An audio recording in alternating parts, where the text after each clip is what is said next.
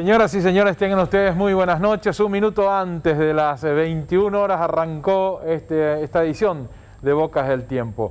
5 grados frío en Ciudad Capital y alrededores. Estamos en vivo, en directo a través de Noticias Paraguay con mi compañero, el doctor Alfredo Boxia, a quien ya saludo. Doctor, un honor como siempre tenerte. Buenas noches, Andrés, ¿cómo estás? ¿Qué tal, Renan? Buenas noches. Renan, ¿cómo estás? Muy buenas noches. ¿Qué preparaste para hoy, Renan? Todo bien, hoy tenemos, aprovechando ese fresquito, ¿verdad? Que hace, ¿qué tal si vamos un ratito para Europa a tocar un poco de música portuguesa?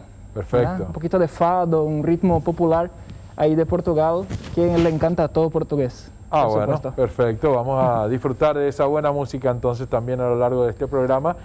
Programa en el que vamos a tocar dos temas que fueron controversiales en la semana. El primero de ellos tiene que ver con los gastos efectuados en la gobernación de Central, donde hay muchas dudas, muchos documentos que empiezan a aparecer que comprometen la integridad del gobernador del departamento central.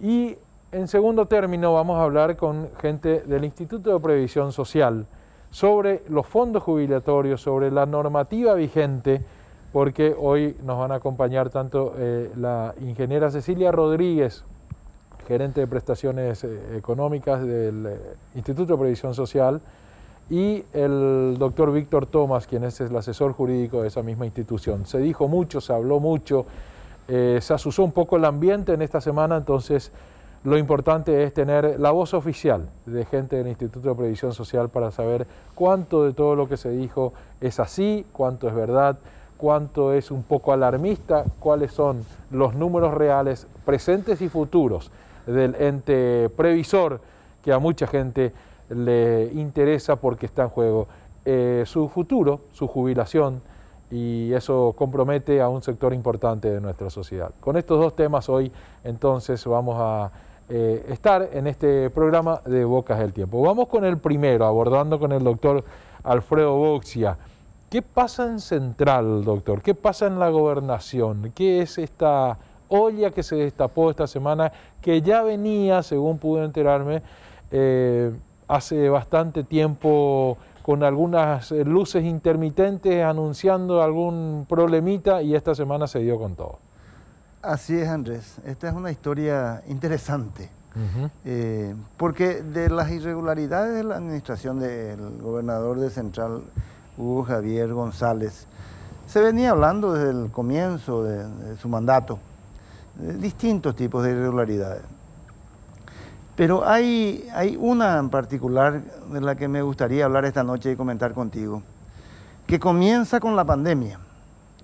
Al llegar la pandemia se hace una ley de emergencia y se les otorga a las gobernaciones un dinero, a la gobernación de Central $1 millón que el gobierno fue sacando de fondos de salud para enfrentar departamentalmente los efectos económicos y sanitarios de la pandemia. A diferencia de las otras gobernaciones, el señor Hugo Javier González hizo un uso curioso de ese dinero. Él desde el comienzo había tercerizado servicios públicos que deben ser dados por la propia gobernación o las municipalidades a través de ONGs. Ya lo venía haciendo de antes y se venía denunciando que 2 ONG acaparaban una parte muy importante de los gastos de la gobernación central. Una de ellas se llama Plantemos Conciencia y está a cargo de un psicólogo. Tengo acá el nombre, Esteban Álvarez Quevedo, que entre el 2019 y el 2020 recibió de la gobernación de Central la friolera de 11.800 millones de guaraníes. Para tareas muy diversas, pero que deberían estar a cargo de la gobernación y no tercerizadas de un modo que escapa a las licitaciones, hace que los controles sean más difíciles o más laxos y que no es habitual en el uso del dinero público.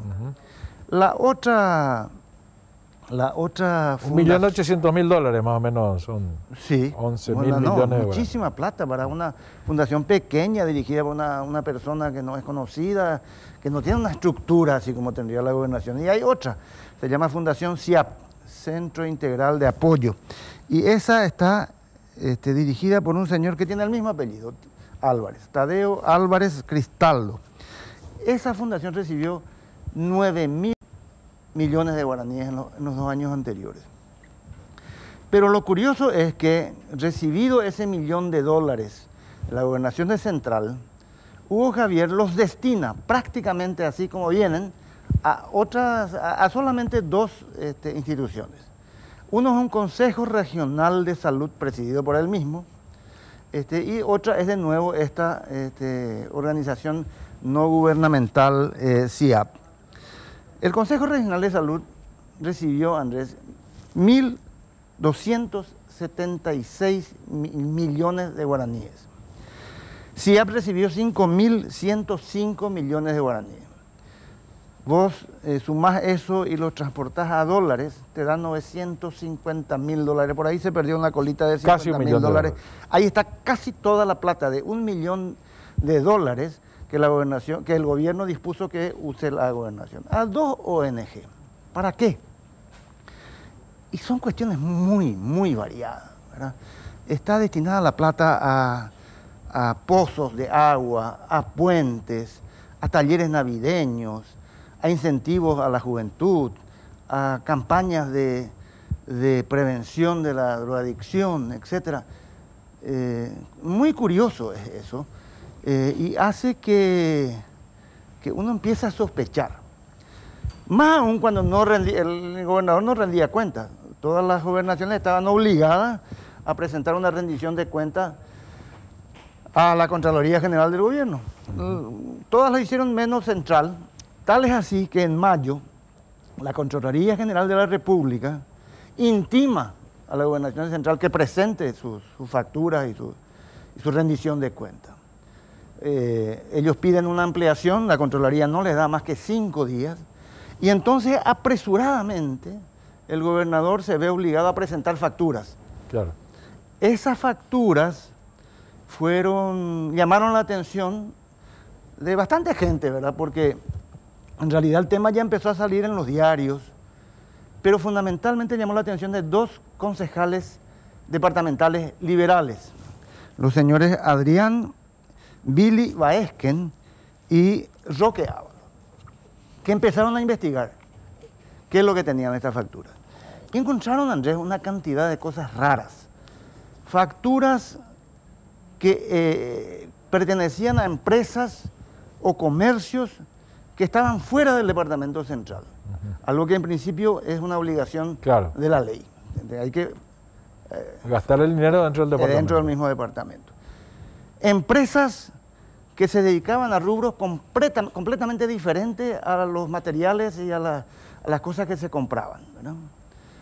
Cheques firmados por cifras siderales consecutivos y el mismo día. Entonces estos concejales empiezan, y algunos periodistas que interesados por el tema, empiezan a averiguar con los dueños de los comercios como esto, y encuentran ferreterías vendiendo materiales de construcción, talleres mecánicos, vendiendo remedios. Vendiendo muebles hospitalarios. Muebles hospitalarios, sí. O negocios inexistentes. Y gente, comerciantes que decían, yo jamás le vendía a esta fundación CIAP nada. Facturas clonadas a priori. Facturas clonadas. A priori. Lo curioso es que desde que el tema explotó ahora en junio, la Junta Departamental, también cómplice, dejó de reunirse. Eso también te iba a consultar, doctor. ¿Qué pasa con los demás concejales? Hay una mayoría de concejales, integrada por Colorado, del mismo partido que el gobernador, con los infaltables liberales que se suman a los colorados, y un concejal departamental de Patria Querida, que le dan una mayoría al gobernador e impiden que se investiguen. Dejan sin quórum las reuniones. Sistemáticamente desde que comenzó este escándalo.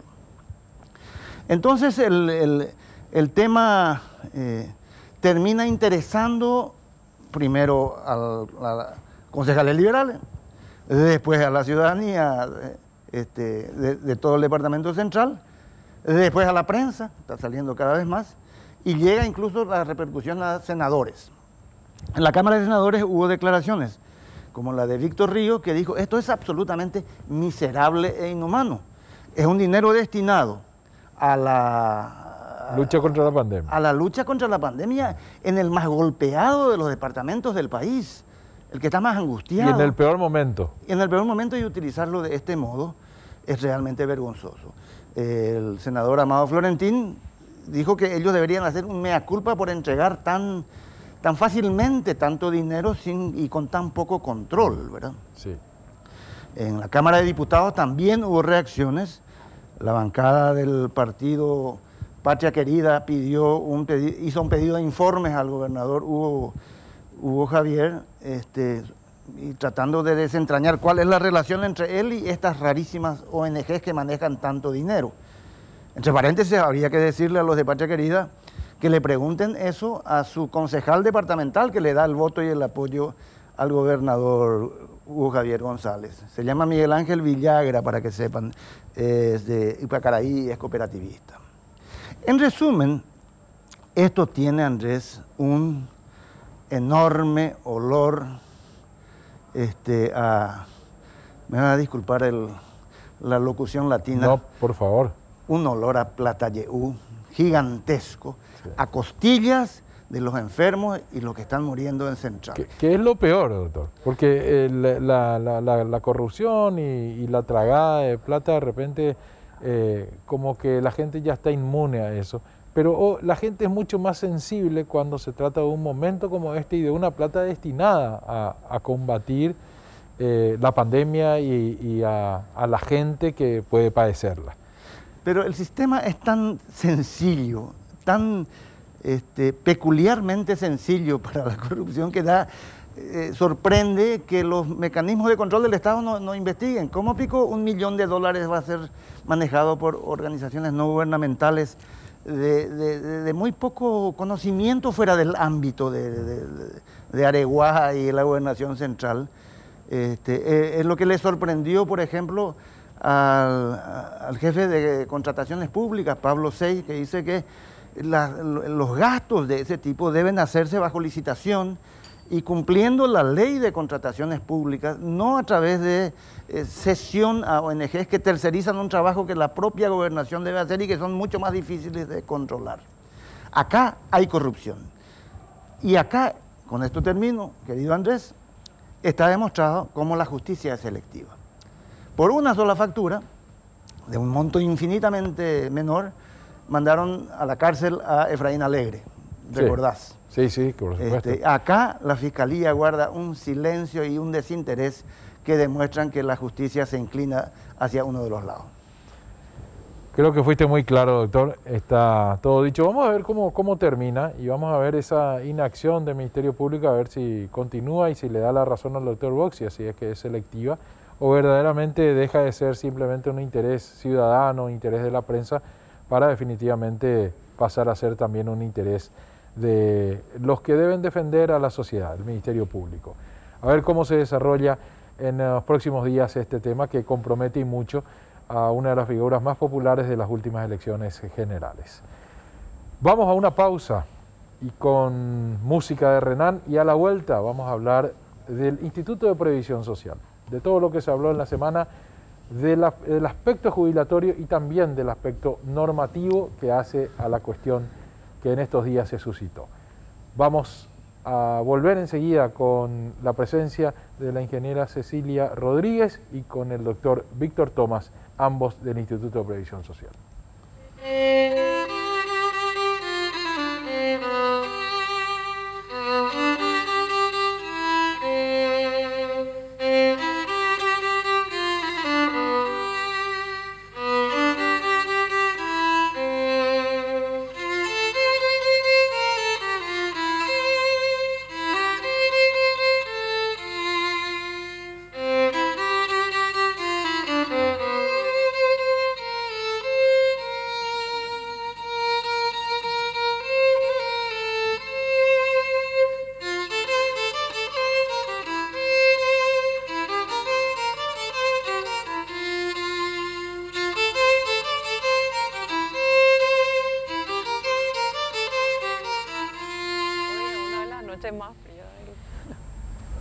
Muy excelente, muy logrado el tema que nos propone hoy Renan Rexiegel, música portuguesa.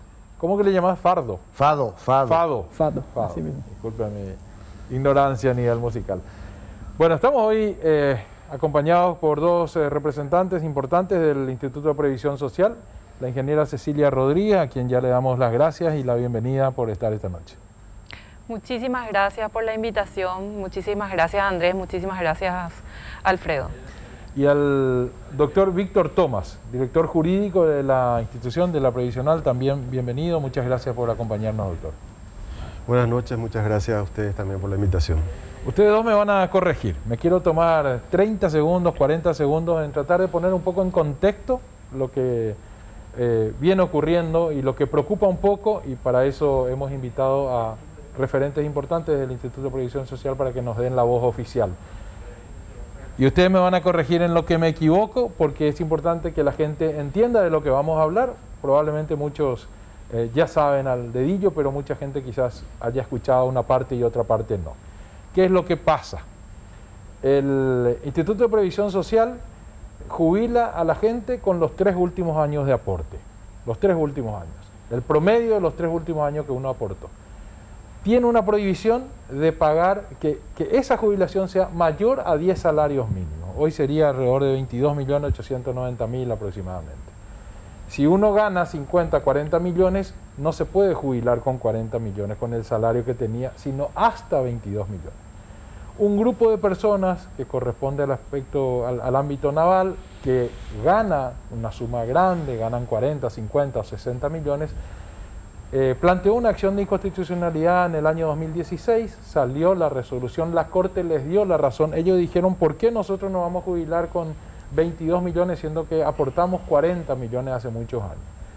La Corte, en fallo bastante discutido, después vamos a entrar en detalles jurídicos y matemáticos hasta si se quiere, les dio la razón en el acuerdo y sentencia 1917/2016.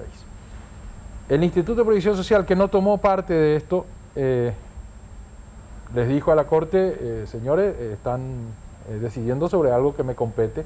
La Corte le dijo, no, vos no sos parte.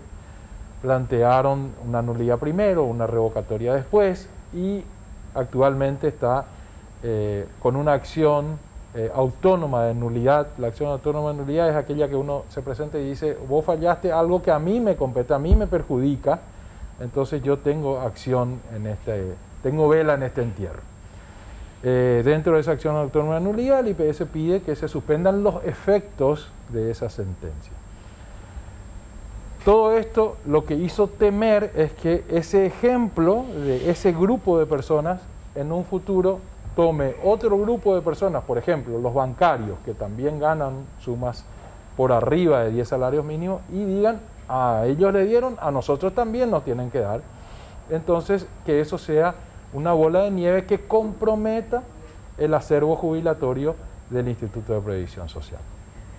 ¿Me equivoqué o no, ingeniera doctor? Es más o menos así lo que se está planteando. Muy buen resumen. Bueno, pretendió ser un resumen. Por si alguien no entendía un poquito, bueno, eso es lo que estaba pasando. Entonces, de esa situación nacen varias preguntas. Primero, si usted me permite, doctor, con la ingeniera queremos abordar la cuestión jubilatoria. Porque en un principio se temió que si otros grupos económicos replican lo que hicieron los marinos, pueda terminarse el dinero, por hablar mal y pronto, de la caja jubilatoria IPS mucho antes de lo previsto. Estaba previsto en el 2040 que eso se iguale entre lo que hoy están aportando y lo que IPS paga en materia jubilatoria. Más la reserva, en el 2060 recién va a haber ahí un desfasaje financiero. El temor era que eso se adelante mucho y en el 2030 ya empieza a tener problemas del IPS. ¿Eso va a ser así o no, ingeniera? Bueno, así como dijo acá el señor Tomás, muy buen resumen. Lo único que yo tengo que corregir es que se dio como ejemplo, teniendo en cuenta este grupo de personas que son los navieros, los que atañen a esta cuestión, se dio el otro ejemplo de los bancarios. Bueno, tenemos que mencionar eso también. en Paraguay nosotros tenemos 8 cajas. La caja más importante es la caja del Instituto de Previsión Social, que da servicios integrales de la seguridad social, y la caja bancaria es otra caja, ¿verdad? Pero obviamente esto puede crear una precedencia en todas las 8 cajas que existen dentro del país. Pero la que nos atañe hoy y la que es la del problema es la del Instituto de Previsión Social. Bien mencionaste que para hacer un cálculo jubilatorio nosotros tomamos el periodo de referencia que vienen a ser los últimos 36 meses y se hace el promedio de eso, y de acuerdo a la cantidad de años de aporte y a la edad de la persona se ve la tasa de sustitución que le corresponde, ¿verdad? Te doy un ejemplo: si tiene 55 años de edad y tiene 30 años de aporte, le corresponde una tasa de sustitución del 80%, para que la gente pueda entender un poquito. Si es que ese promedio de los últimos 36 meses nos da 10 millones de guaraníes, la persona va a tener una tasa de sustitución del 80% y por tanto va a cobrar 8 millones de guaraníes. Ese va a ser su haber jubilatorio. Hablamos del caso de que, caso naviero, puede ser que esta persona cobre 30 millones de guaraníes, su promedio salga a 30 millones, y tenga 55 y 30, nosotros de igual manera le vamos a topear al monto del haber jubilatorio máximo, que es lo que se establece en el artículo 3 de la 98-82, que dice específicamente que tienen que tener 10 salarios mínimos, o sea, acercándose a 23 millones de guaraníes. Este fallo se dio en el 2016. Importante mencionar que no hay una ejecución de sentencia. Al 2016 ya pasaron 4 años, ¿verdad? 5 años prácticamente. 4 y medio, porque es de diciembre del 2016. Exactamente, bueno. Y a 5 años nosotros todavía no hicimos ninguna erogación con referencia a eso, ¿verdad? Nosotros hemos recibido un título que nos dice ejecución de sentencia el año pasado, pero realmente no hay una ejecución de sentencia. No hemos realizado ningún tipo de pago, no hay un pago retroactivo. Tampoco hay una reliquidación, que quiere decir es revisar nuevamente cuánto sería el haber jubilatorio que esta persona va a cobrar. Estas 123 personas no están luego todas jubiladas, solamente una parte está jubilada y a hoy está cobrando ese monto, 22 millones de guaraníes. Bueno, atendiendo a la situación y a todo lo que se habló, ¿verdad? Con referencia al peligro de que podía correr nuestra caja, se corrió el estudio actuarial. La gente de repente no sabe qué es lo que es el estudio actuarial. Claro, entonces, para explicar un poquitito, sí, es lo que nos dice, es un estudio bastante complejo, porque de repente también se dio como a pensar que el estudio actuarial es poner unas cuantas variables y quitar un número, y de repente hasta la gente dice que es una regla de 3 simple, y no lo es.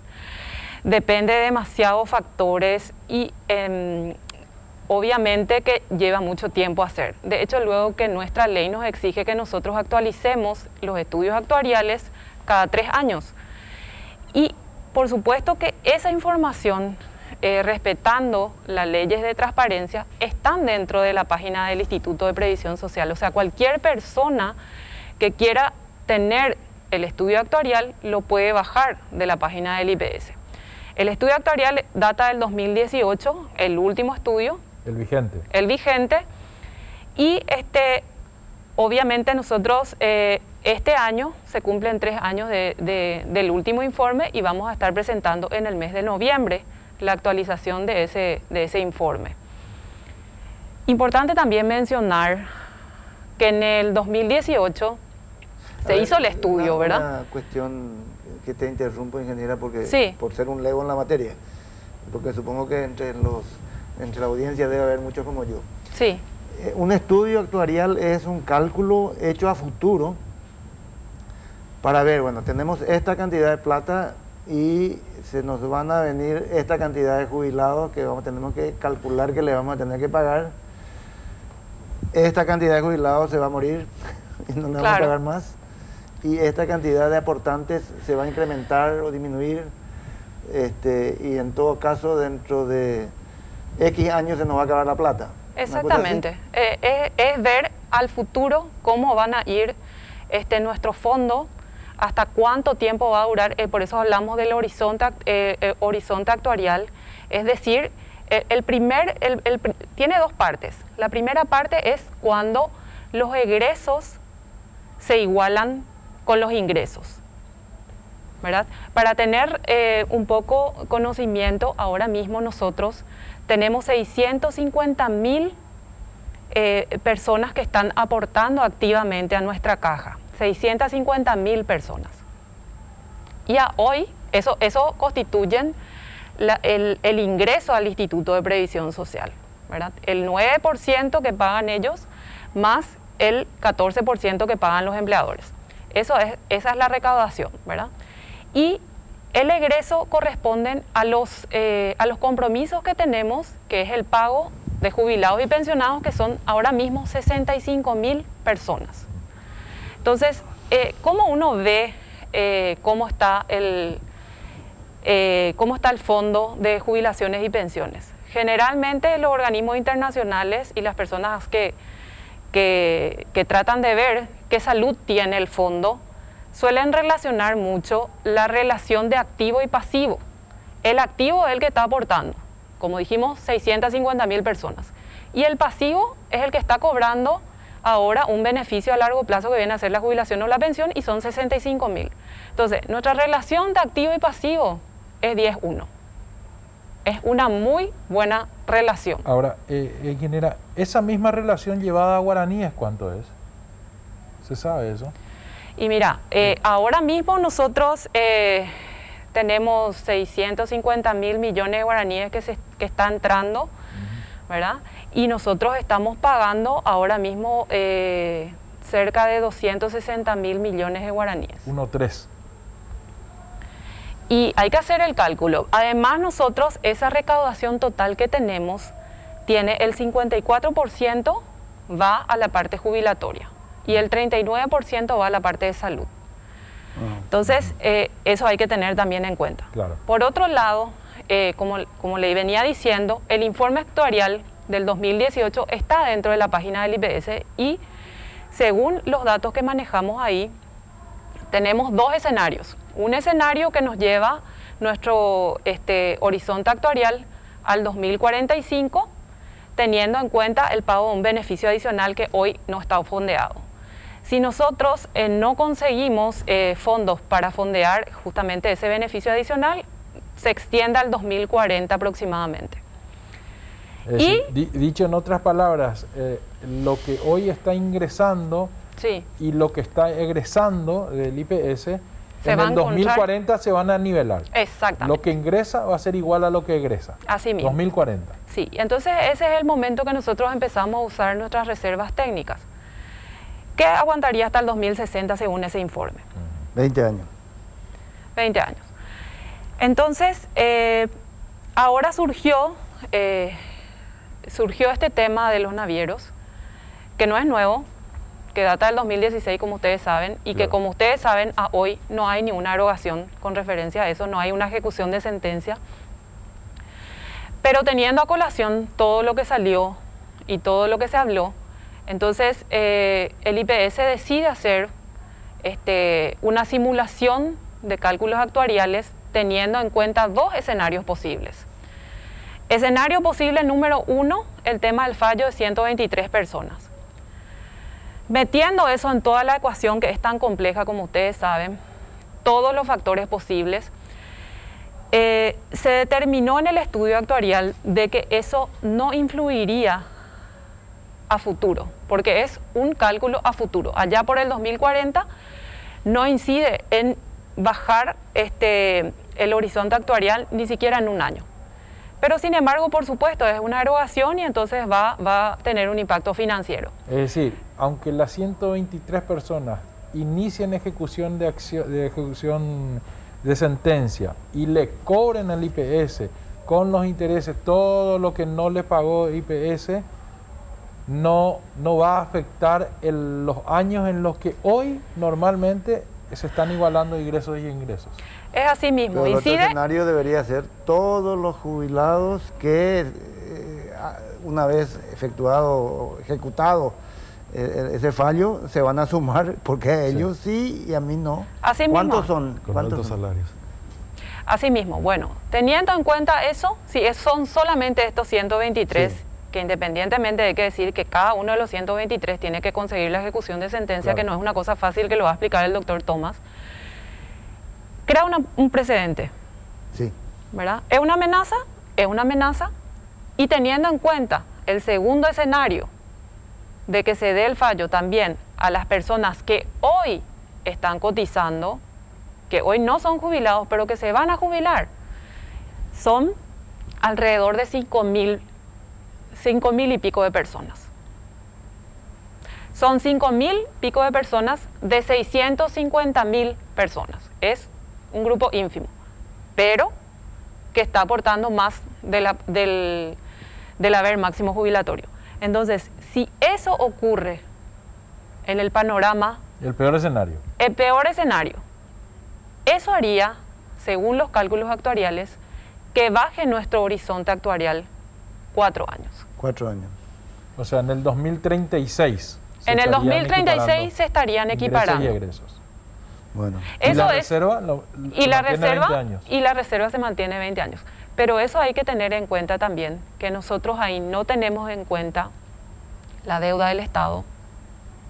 Tenemos que tener en cuenta que un impacto mayor nos da el pago del beneficio adicional que estamos haciendo anualmente, que es un beneficio ya que vamos a pagar de por vida y que ahora que el IPS está trabajando para conseguir esos fondos y estamos viendo los mecanismos. Estamos trabajando arduamente con eso, que eso es más significativo realmente para nuestro fondo. Quiero antes de ir a la pausa dejarle picando una pregunta al doctor Tomás. Como abogado, como jurista, ya tanto las leyes como las sentencias judiciales son de cumplimiento obligatorio, pero uno las puede criticar y puede tener su opinión jurídica al respecto. Esto que acaba de explicar la ingeniera, probablemente la sala de la Corte que tomó la decisión en esa acordada no tuvo en cuenta. Son cálculos muy finos, es un universo de cosas que había que tener en cuenta y probablemente lo único que tuvo en cuenta la Corte es el pedido de este grupo de decir, ¿tiene lógica jurídica? No tiene lógica jurídica, pero dudo mucho que se haya hilado fino. Nos interesa la opinión del doctor Tomás al respecto. Enseguida volvemos. Vamos con Renan y enseguida volvemos.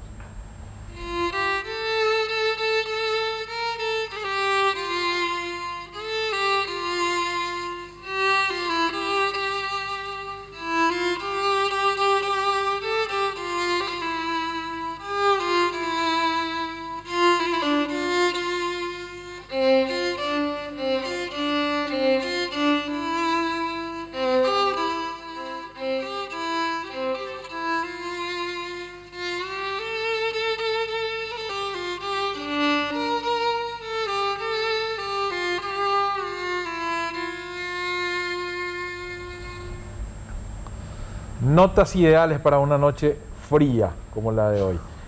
Bueno, habíamos hecho la consulta al doctor Víctor Tomás con respecto a si él tuviera que hacer una crítica a ese acuerdo y sentencia de la Corte. ¿Qué le diría, doctor? El fallo de la Sala Constitucional en ese momento, en el año 2016, integrado por los doctores Blanco, Bajac y la doctora Miriam Peña, hicieron prevalecer el criterio de igualdad, en el sentido de que a igual aporte correspondía una igual tasa de sustitución. El problema de ese, digamos, de ese solo argumento es que deja de lado el concepto de que el IPS se constituye, o el fondo jubilatorio se constituye como un fondo de reparto solidario, en donde los cálculos actuariales establecen un fino equilibrio y no es fácil tocar ese equilibrio sin afectar seriamente la sostenibilidad del fondo jubilatorio. El concepto de un fondo de reparto solidario implica que hay quienes aportan más y ayudan a que cuando se deban retirar en el ocaso de sus vidas, aquellos que aportaron menos puedan recibir una creencia que sea o que les permita una vida digna. Entonces, ese es el concepto esa es la utilidad y el fin de ese tope que establece el artículo 3 de la ley 98/92 que atacaron los navegantes. Entonces, realmente hubiera sido lo ideal que le hubiera dado intervención al IPS o que la Fiscalía General hubiera solicitado eso. Lo normal es que la Corte resuelva los casos de inconstitucionalidad solamente con el traslado al Ministerio Público. Pero en un caso tan delicado como este, en donde está en juego tal vez el fondo jubilatorio más importante que tiene la República, hubiera sido lo aconsejable. Pero ellos preferenciaron el criterio de igualdad. ¿Se puede revertir jurídicamente, doctor, o hay que ir a otro estadio para tratar de preservar esos fondos? Sí, la cronología de hechos nos dice que no fue posible revertir dentro del mismo proceso de inconstitucionalidad. Esa sentencia de inconstitucionalidad tuvo una aclaratoria planteada por los mismos actores de la inconstitucionalidad, y esa aclaratoria fue dictada por la Sala Constitucional en el año 2017. Ahí es donde se tuvo conocimiento IPS. IPS nunca fue notificado porque obviamente nunca fue parte. Y se plantearon los primeros incidentes. Primero un incidente de nulidad que la Corte tardó en rechazar como 2 años después. Y luego se planteó un recurso de reposición. Y eso ya fue rechazado por Providencia con el principal argumento de que no era parte del proceso de inconstitucionalidad. A raíz de eso es que en el año 2020, en la administración anterior, se toma la decisión de plantear la acción autónoma de nulidad en el entendimiento y el concepto de que es el proceso idóneo que tiene toda persona que se siente perjudicada por un proceso del cual no fue parte. ¿Dónde se piden medidas cautelares? Se pide la medida cautelar de suspensión de los efectos de la sentencia de la Corte mientras se sustancie la causa. Ahora, de hecho, como decía la ingeniera Rodríguez, no hay en este momento ninguna ejecución de esa sentencia. Sí, es así. Porque sabemos que la declaración de inconstitucionalidad no tiene efecto genérico. Cada persona que quiera hacer valer tiene que recurrir, aparte de estas 120 y algo de personas que se presentaron y consiguieron este pronunciamiento judicial, si otra persona quiere hacer valer, tiene que presentarse a la Corte y conseguir una declaración, no tiene un efecto genérico. Dos preguntas, sí, doctor. La primera, no me queda claro por qué algo resuelto por la Corte Suprema de Justicia en 2017 fue, ¿verdad? 2016 el primer fallo y la aclaratoria 2017. La aclaratoria 2017 no se cumple. ¿Cuál es la situación por la cual IPS todavía no paga esos 123 navegantes? Y la segunda cuestión es por qué de repente el tema gana esta actualidad súbita. Vamos a la primera pregunta. Bueno. ¿Por qué no se paga? Porque realmente no hay una liquidación. Tiene que iniciarse con un procedimiento administrativo dentro de IPS. De esas 120 y algo de personas, se presentaron en 3 tandas, 26 personas. En el 2019 se presentaron 2 en un mismo expediente, una se presentó en forma individual y luego se presentaron bajo representación letrada 23 personas a solicitar la actualización, el recálculo de sus acreencias jubilatorias. Se remitió a la Gerencia de Prestaciones Económicas y prácticamente no tuvo ningún impulso desde entonces. De hecho, no se realizaron los cálculos. Eso tiene que ser objeto de un pronunciamiento de la máxima autoridad. estamos hablando del Consejo de Administración de IPS, para bien o para mal, otorgando o rechazando el cálculo en base a la sentencia. Es decir, doctor, el mero acuerdo y sentencia de la Corte no es suficiente para que esas personas que pidieron esa inconstitucionalidad le exijan a IPS que le paguen, sino que tienen que iniciar otra acción judicial o una acción interna en IPS. Si IPS no se despide, seguramente irán a lo contencioso, otra acción para ejecutar esa sentencia y en todo caso exigirle a IPS que pague. Así mismo. Esa es la figura. Ese es el motivo por el cual, digamos, se malentendió o se criticó cuando se dijo que la sentencia de inconstitucionalidad era meramente declaratoria. Yo con la sentencia de inconstitucionalidad no me puedo ir a un juez de primera instancia y decirle, por favor, ordene al IPS a pagar. No establece el monto, no establece tasa de interés, no establece una fecha de pago, claro, no establece una mora. No, yo soy médico, por eso a veces las cuestiones jurídicas me producen un poco de escozor y sorpresa. La otra pregunta, doctor. ¿Por qué salta? Sí, ¿qué pasó? ¿Por qué ahora y no en el 2017?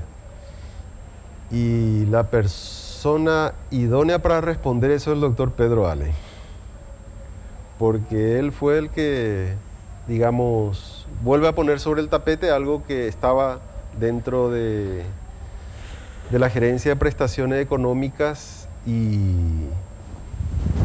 él, digamos, crea un poco de escozor por el hecho que dice, esto prácticamente va a hacer colapsar la caja de jubilaciones. Ahora, quiero pedirle al señor director tenemos unas placas donde tenemos algunos números que son interesantes para ilustrar un poco cómo está la situación del trabajador en Paraguay. No sé si tenemos eso, porque en realidad esta situación, ahí está, la fuerza laboral activa en Paraguay, 40% de obreros y empleados privados, 8% de trabajadores familiares no remunerados, 7% de empleados domésticos, 9% de empleados públicos, 5% de patrones, 31% de trabajadores por cuenta propia. Esta es la torta de cómo se distribuyen, porcentajes más, porcentajes menos, la fuerza laboral activa en Paraguay. Y la siguiente placa nos va a mostrar un poquito cómo está la situación en el IPS. Según datos, estos son datos que hoy apareció en el editorial del diario ABC Color, dice 4 de cada 10 trabajadores en relación de dependencia aportan al IPS, hay un 90% de evasión patronal. Según el MIC hay 700.000 empresas en Paraguay, pero solamente 63.000 empresas son las que están inscriptas y aportan al IPS. Esta situación de por sí es realmente perniciosa y peligrosa para el Instituto de Previsión Social. Entonces le pregunto, doctor, aprovechando un poquito la inercia de este tema y el interés que despertó en la sociedad, este miedo que hoy se apagó un poco con los datos oficiales que salieron del Instituto, ¿no es una situación propicia para tratar de reformar el IPS, de impulsar reformas profundas que verdaderamente le den un sustento al IPS y que no estamos diciendo en el 2040, 2036, que sea ya algo a largo plazo y que involucre a un porcentaje mucho mayor de aportantes y de empresas que verdaderamente cumplan con su obligación legal? Totalmente de acuerdo. Esta estadística que mostró la infografía es lo que representa uno de los problemas a nivel sociolaboral, no solamente para el IPS, sino también para el Ministerio de Trabajo, y es la informalidad. Paraguay tiene una alta tasa de informalidad y eso no está solamente sustentada en esta estadística, sino a nivel internacional por la Organización Internacional del Trabajo. De hecho, históricamente en Sudamérica la informalidad más alta estaba entre Bolivia y Paraguay. Se redujo en la última década, reducimos, pero no es lo suficiente y estamos lejos del ideal. Entonces, realmente, más allá de esta anécdota, de este caso de los navegantes, coincido totalmente que es una buena oportunidad para replantearse la posibilidad de una reforma. Y esto justamente lo estaba pensando al verle al doctor Boxia, porque cuando uno está, digamos, atento al desarrollo de la discusión política en otros países, cuando hay carreras electorales, sobre todo en Europa, cada político tiene una visión de lo que va a hacer en materia de seguridad social, de lo que va a proponer, de lo que quiere modificar o a dónde quiere llegar, porque sabe que es un tema que le importa al ciudadano, al elector. En nuestro país casi no existe discurso político sobre qué se va a hacer con eso. Y tal vez sea un poco una consecuencia de que vivimos en un país con una población relativamente joven. Ahora recién, hace unas décadas, ingresamos a lo que se dio en llamar el bono demográfico, y todavía no va a ser mañana, no va a ser el año que viene, probablemente todavía va a pasar un tiempo para que se instale una discusión madura sobre estos temas. Pero evidentemente es más importante comenzar a tiempo una visión crítica que pretenda reformar. Sí, señor. Atacar la informalidad laboral es importante, no solamente a los efectos del cumplimiento de los derechos laborales en general, sino específicamente dentro de la parte de seguridad social, porque nos va a permitir ampliar la base de aportantes. Correcto. Vamos a una última pausa y enseguida volvemos para la charla final aquí en Bocas del Tiempo.